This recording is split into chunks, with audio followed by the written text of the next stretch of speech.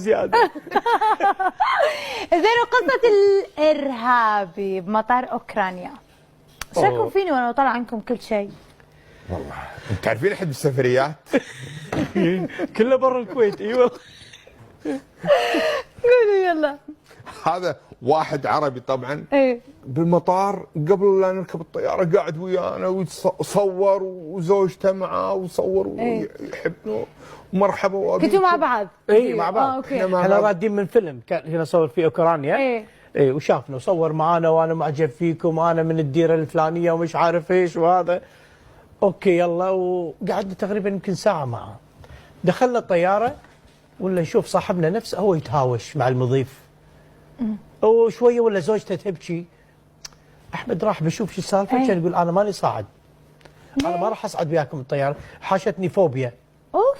وهو صاعد الحين، صاعد ركب سكرين الطياره بعدين قال بنزل، ما اصعد الحين اسوي لي صار لعب في عبوكو. بالضبط. اكيد. زوجته طيب تعود، مش قال انا حاشتني فوبيا لازم شيء. يلا اللي بالطياره كلهم ينزلون.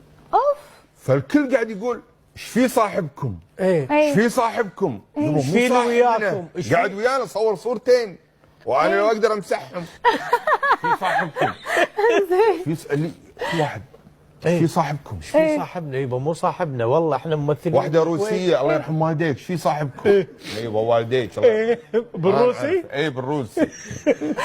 زين، وانت رديت عليه بالروسي؟ ورني شلون. دا دا دا دا دا دا ايه دا دا دا دا فعلا دا يعني ايه.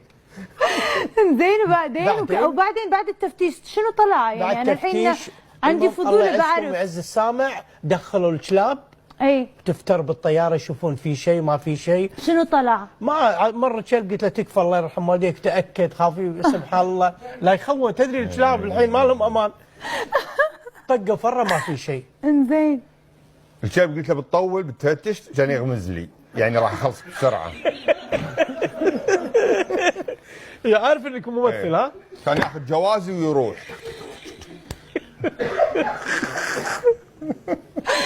مو من صدقك يا عمد، مو من صدقك والله. ولا قط وياي لي الجواز، قال من طرف الكلب. قال اشتغل عنده انا. زين، وبعدين؟ بعدين المدام اللي وياه قالوا انت ما تصعدين خلاص. هو بعدين قال بصعد الطياره، قال لا ممنوع. صعدنا الطياره قاعد نسولف انا واحمد. حركت الطياره خفنا. شلون؟ قلت له احمد خاف يصير فينا شيء. يقول لا تخاف احنا راكبين ورا. لو يصير شيء عادي جدا مشكله. فعشنا 3 ساعات رعب. وصلتوا بالسلامه اهم شيء الحمد لله. اي ما تشوف لنا قال. وبعد ما وصلتوا صار؟ انا قلت يمكن يصير شيء ولا غيرت الخط. ايه على طار الخط. والله شوفي حلمه الخط هذا له قصه بالرحله هذه. قبل لا نركب الطياره طبعا اجتمعوا علينا يمكن 19 شخص. من شايب ومره ومش عارف ايش. وش سالفه صاحبكم؟ ايش سالفه صاحبكم؟ قال انا مالي شغل مصاحبنا، المشكله اني غيرت الخط، شلون ارد الان؟ انا قطيت الخط الاوكراني وحطيت خط الكويتي. ركبنا الطياره نزلونا قالوا ايش في صاحبكم؟ قلت مو صاحبنا، انا الحين الخط الاوكراني قطيته. مواقفكم عجيبه عجيبه.